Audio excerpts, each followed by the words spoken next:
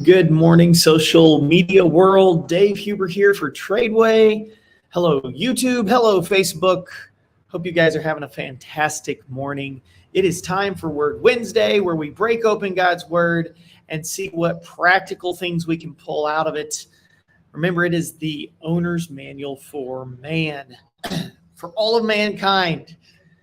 Sometimes it helps to read the instructions, and that's what we're going to read today. Last week, we were talking about how to manage your money with wisdom. We turned it into a two-part series. Part one, we discussed, it escapes me what we were discussing last week, but I remember what I promised you we'd discuss this week, and that is we are going to get into Ecclesiastes. This is a really cool book, right? This is a book that Solomon wrote in his later years after he had fallen away from the Lord and he'd kind of come back to the Lord. What's really cool about the story of Solomon is he has this character arc that occurs where he starts off in a great place, asking the Lord for wisdom, receiving it abundantly, becoming the wisest and wealthiest king who ever shall live, who ever did live. And then he goes into a time where knowledge increases his vanity, in a sense. It's almost like he adheres to his own worldly, earthly knowledge more than he does his biblical knowledge for a time, and it really doesn't go well with him. And later he writes this book of Ecclesiastes that kind of tells us a lot of what he learned. And so we're going to look at Ecclesiastes chapter 11 today. Benjamin, good to see you on here. Bible, woo, right? Guys, we're going to see some really interesting things. This is going to speak specifically to the area of finance. We use a little bit of Ecclesiastes chapter 11 when we get into talking about our long-term investments in the AMPT division. And there are some other areas when we start pulling out specific investment vehicles. Since this is more along the topic of how to manage our money with wisdom, I remember what we talked about last week. We talked about looking at your flock, getting to know the face of your flock, right? And taking account of what's coming in, what's going out, and realizing that just having that information can begin to help you formulate a plan so that you can be prepared for the future. So what I want us to look at is what kind of mindset can we have to manage our finances with wisdom, so that when we begin to formulate that future plan and that budget for the current, right, for the present time, what should our mindset look like? And so we're going to start with Ecclesiastes chapter 11. We'll be in verse 1. It says, cast thy bread upon the waters. In fact, let me put this up on the screen so you guys can see it. Cast thy bread upon the waters, for thou shalt find it after many days. Now, people look at this, they read through this, and they're like, I have no clue what that means. Cast my bread upon the waters, for thou shalt find it after many days. Sometimes we read the Bible and we go, well, that's some of that old world stuff that we don't really understand. What's really cool about it is that if you just begin to meditate on the word, if you begin to really look at what it's saying and try to understand what it's saying, you'll begin to see that it's actually talking about investments. And what's interesting about that is that it uses the word bread as like a metaphor or a picture or an analogy for our money. But if you know anything about the 60s and 70s, we started calling money bread. And you didn't know that had some biblical roots. But cast thy bread upon the waters, you're going to see that this is actually talking about taking risk and making investments.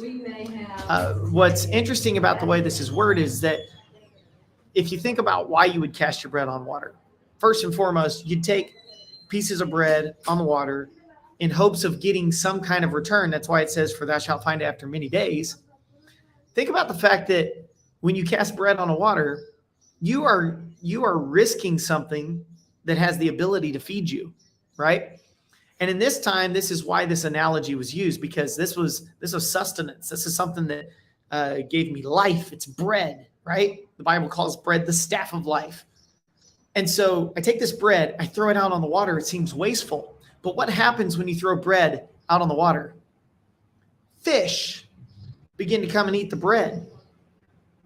And that gives me an opportunity to get a return on my investment. I can throw bread out in the water and fish come and eat the bread. I might be able to catch a fish and have even more food for me and my family. One tiny piece of bread could turn into a whole fish. It could turn into an entire meal. And if you relate this to our finances, it's showing us that we need to learn to take risk with our finances. And that's something that Christians have a very difficult time doing. We think it's unwise to take risk. We've associated risk with just not being wise. We've associated it with loss, as if risk is always going to equal loss. Like we shouldn't do anything risky with our money because it could end up disappearing. And oh, fish, trade with bread. Yes. Well, what's cool about this idea is that God expects risk from us. We know this is true because in Matthew chapter 25, we learn about the parable of the talents, and we see the first two servants. The first one's given 5 talents, right? And he comes to the master. He says, look here, master, you gave it to me 5 talents. I have now here beside them 5 more. The master blesses him. The second servant had 2 talents. Same thing. Look here, master, you gave to me 2 talents. I have now here beside them 2 more. The master blesses him as well. But the third servant went and buried his talent. He did what was safe. He took 0 risk. The other 2 had to have taken a risk because there's this thing we know of called the law of risk return. With 0 risk, you get 0 return. In order to get a return, there will always be some form of risk. If you're going to go to your job, you're going to get get on the interstate, right? Get in your car and drive down the road. That's a risk. If you're going to make an investment in the stock market, you're going to take a little bit of your money. You're going to risk it by purchasing stocks that have the potential to go down. And so a return is what you expect when you go to your job. A return is what you expect when you go to risk money in the stock market. If you go to college, you're going to college expecting a future return, but you're taking a risk by paying for college and by driving to college, right? So there's always a risk return. And in the parable of the talents, we see that the third servant took 0 risk. He buried the talent, so he got no return. He still only had 1 talent. He came to the master. He said, look here, master, you gave me 1 talent, but I knew you to be an austere or shrewd or hard businessman, depending on the translation you're reading. And he says, that you reaped where you sowed not, and you gathered where you did not straw. Now, there's all kinds of business stuff in there too, but we're going to be focusing on Ecclesiastes. So watch some of our other videos. We discuss what all that means. What happens, though, is the master doesn't bless that third servant. He takes from him. He says, let now therefore be taken from the one who has the least and give it to the one who has the most. And so he removes what that man had, that talent. And so there's loss because he took no risk. And what we learn from that story is that we serve a God who expects us to take risk. And the reason why he expects us to take risk is that it requires faith. And we certainly know that we serve a God who wants faith, right? And when we take risk, we're stepping out on faith. When we cast our bread upon the waters, we are risking what has a current potential to feed us right now, right? We could use money that we have right now, and we could just only use it to pay our bills, only use it to feed ourselves and put clothes on our back and just provide and consume and consume and consume. If that's all we ever do, it will lead to poverty. Proverbs tells us that if we save more than is meet, right? He that withholdeth more than is meet, it tendeth to poverty. What does that tell me? That tells me that if I save too much and I don't risk some of what I'm saving in hopes of getting a return, I'm going to end up poor. So one of the wisest things we can do with our money is to take some risks with that money. And then those returns that we hope to get, those come after many days, right? It's not always like forget a get rich quick scheme. This kind of puts that to rest. Like when you take a risk, there's going to be a time of waiting, a time of patience, a time of maybe walking through a valley of not having enough, right? And God is going to just work on you during that time. Psalm 23 is a perfect picture of this. Yea, though I walk through the valley of the shadow of death, I will fear no evil, for thou art with me. The whole point of walking through the valley of the shadow of death is to get our eyes focused on the Lord. And that's what the psalmist does. Previous to the valley, he's talking about God in the third person. When he gets in the valley, he's talking with God in the first person. It's really amazing. So there's going to be a time frame of waiting for a return. It doesn't have to be a long term, right? But it does indicate that it's going to be longer than you'd really want it to be, because it's after many days you'll find it. Then Ecclesiastes 11 verse 2 says, give a portion to 7 and also to 8, for thou knowest not what evil shall be upon the earth. That's diversification. What do you mean diversification? Well, think about what diversification is for. It's to be safe, right? It's to reduce risk. We're still going to take some risk, but we don't want to take too much risk. We want to manage our risk. And one of the ways we can do that is to risk our money in various potential opportunities, right? Various opportunities for us to reap a return, but we don't put all our eggs in one basket. In the stock market, here's what that looks like. If you're going to manage your money and take risks with it, you're not going to put all of your money into one stock. You're not going to put all of your money into one industry, right? Or even one sector. What you're going to do is you're going to divide it up into different industry groups. That way, if something, because you know it's not what evil shall be upon the earth, if something happens and tanks a particular industry, COVID, for example, that absolutely decimated the travel industry, right? The leisure travel industry. So cruise lines got absolutely decimated. Well, if you had all your money in cruise line stocks, you would have taken a massive hit.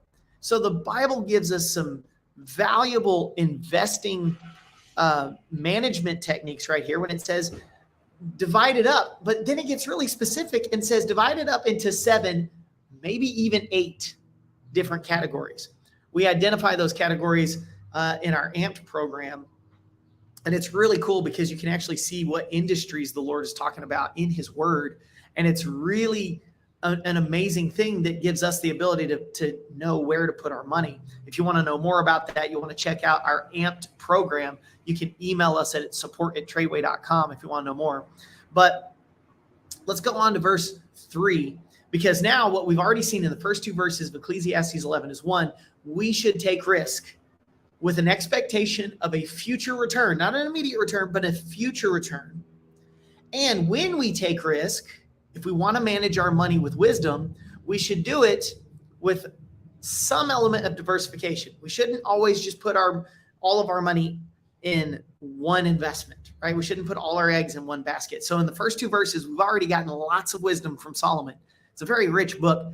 The third is, if the clouds be full of rain, they empty themselves upon the earth. And if the tree fall toward the south or toward the north, in the place where the tree falleth, there it shall be. What Solomon's trying to tell us is, you don't have control over the events that happen when in the world, right? So like, God controls the weather. God controls where the trees fall. When you go and make an investment, God is in control of world news and events. He's in control of the things that could affect your investments. And while we're expected to get educated and try to make wise investments, we ultimately have to put our trust in the Lord, because we're not in control. We have to understand that whatever's going to happen is going to happen. And so don't be fearful. In fact, he's going to really hit the idea of fear pretty hard next. But don't be fearful. Just take a step of faith.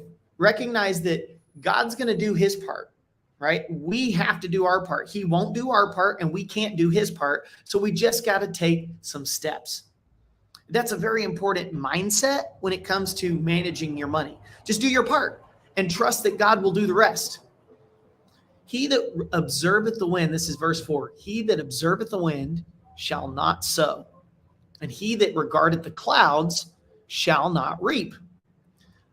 Now, there's two things going on here. First, it's showing us fear, and then it's showing us greed.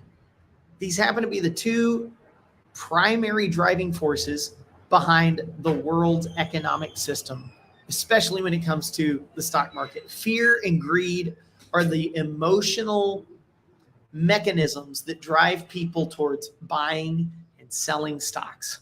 So if you're going to manage your money, and a part of that managing your money, like we learned last week, is just get to know the face of your flocks, right? Understand the inflows and the outflows of your cash so you can begin to create a budget and try to get more inflows than you have outflows.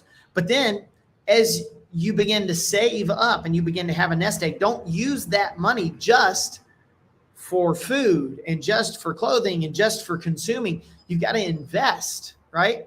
You don't just want to be a consumer. You want to be a producer. We know that because Genesis tells us to be fruitful, which means to be a producer, right? And then it tells us to multiply, which means to add value to our production or to multiply our production. So like, imagine casting your bread upon the water. What you're doing is you are taking an opportunity to try and multiply your bread. You may have made bread, right? You can go home, make some bread, and then you can take a piece of that bread, throw it in the water, hope to catch a fish, multiply your production. It's really cool how all of this fits together, right? And so what we find is that God is very specific about what we can do with our finances. So we know all of this, right? We want to use some of it for investments. But when we make those investments, we don't want to fall victim to fear or greed. How do we know that verse 4 is talking about fear and greed? Well, think about this. He that observeth the wind shall not sow. Sowing is a concept that comes from agriculture. You get farmers who take their seed and they would throw the seed out onto the ground. It's not like what we think of nowadays where we dig a hole and we put the seed down in the ground and we cover it up and then we water it and maybe put a little Miracle Grow in it, right, to get it to grow. What they used to do is they used to just take a bag of seed and they throw it out on the ground, and some of that seed would catch it, fall on fertile soil. Well, they might stand out over the soil that they believe is the most fertile, but when they see the wind come, if they throw that seed out there, that wind could blow some of the seed away. It wouldn't blow all of it, but it could blow some of it away. And they begin to get fearful that if they go out and sow because it's windy, that they will not have as much of a harvest. So they're worried, they're fearful, and they don't sow. They go, well, I'm going to wait. I don't want to risk it. I don't want to take that kind of risk just yet. Does that sound like us?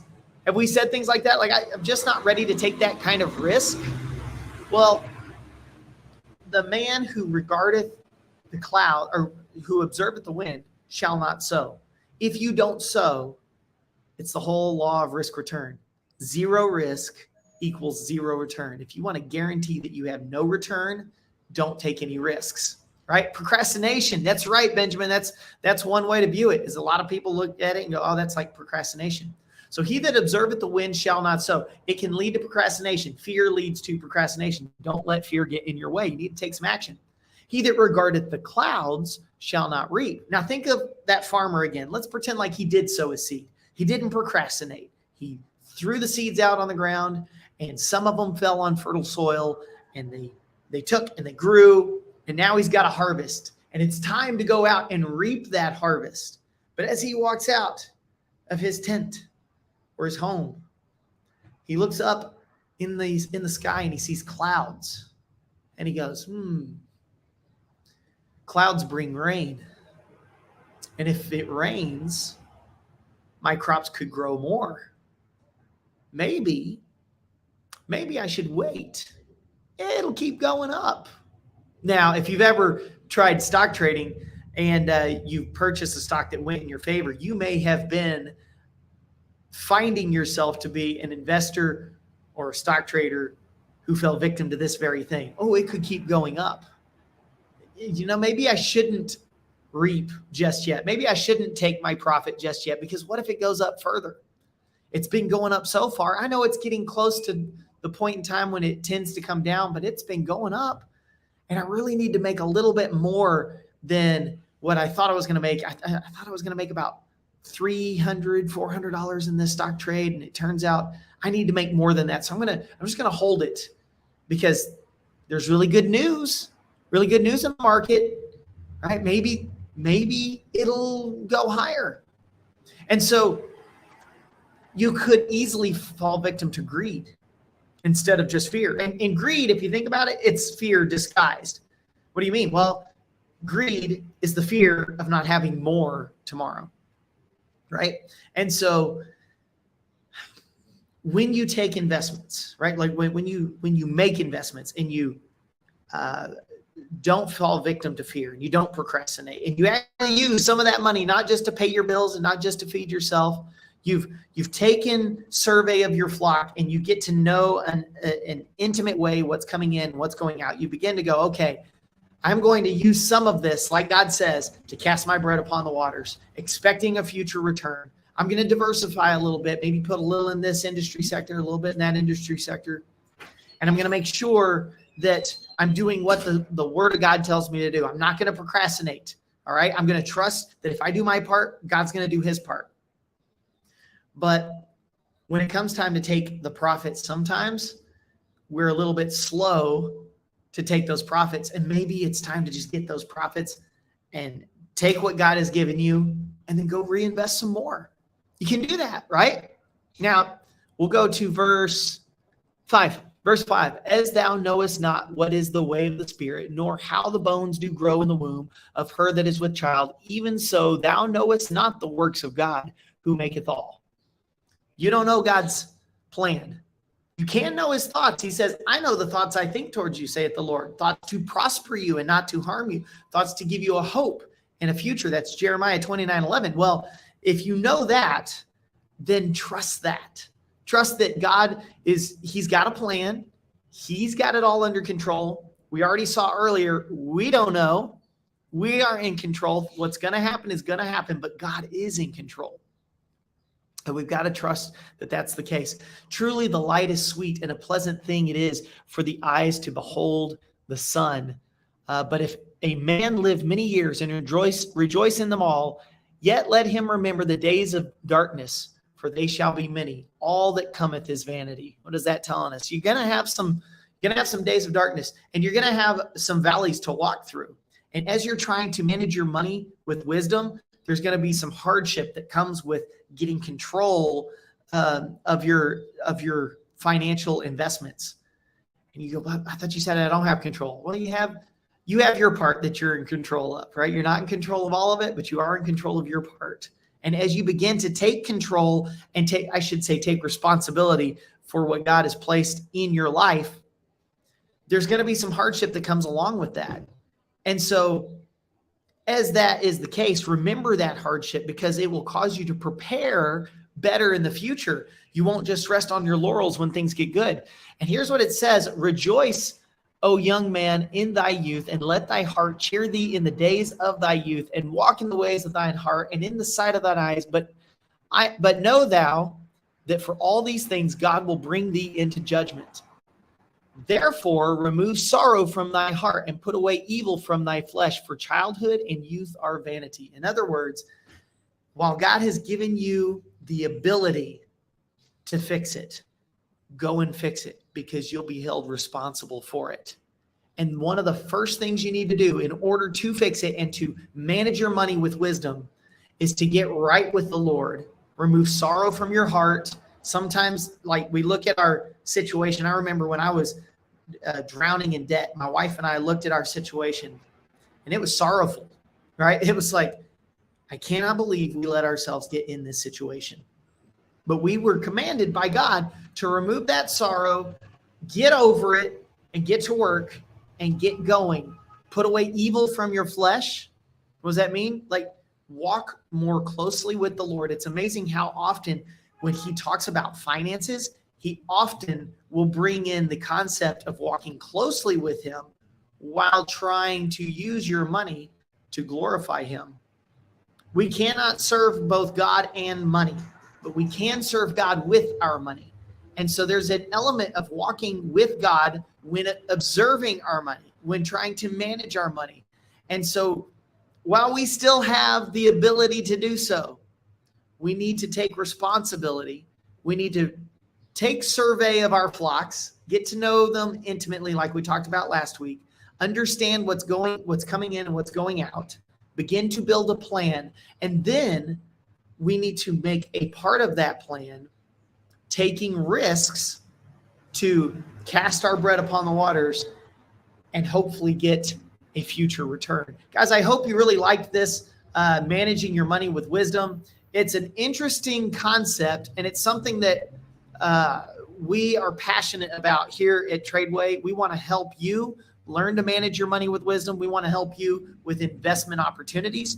If you want to learn a little bit more on how to invest, you need to get with us. And just email us at support@tradeway.com if you want to learn more, or go to tradeway.com. Check us out on our website. Guys, we have a prayer meeting we do every Tuesday afternoon at 1 p.m. with my good friend Blair Nightingale. Sometimes it's me that's leading it. Sometimes it's him. We'd love to have you come and join us. One of the things that's great about the prayer meeting is if you are struggling currently with managing your finances with wisdom, we want to pray about that specifically. And since there's an element of this that has to do with removing the sorrow from our heart, putting away evil from our flesh, walking more closely with the Lord, we want to help you do that. And we want to start by just talking with God with you. We want to go to our Lord together because, guys, I have things in my life that I have to deal with. I've got sorrows in my heart that I've got to pull out. I was talking with my wife about this earlier today. And so let's come together. Let's bear each other's burdens. Let's talk about what we're going through, and let's pray and ask the Lord to lift us up. We'll humble ourselves before the sight of the Lord, and he shall lift us up. I hope you've enjoyed Word Wednesday today. Can't wait to see you in Word Wednesday next week. Don't forget the prayer meeting. I want to see you in there too. Tuesdays at 1 p.m. We'll share the link in the chat, and then we'll see you in the market. Take care and have a fantastic day.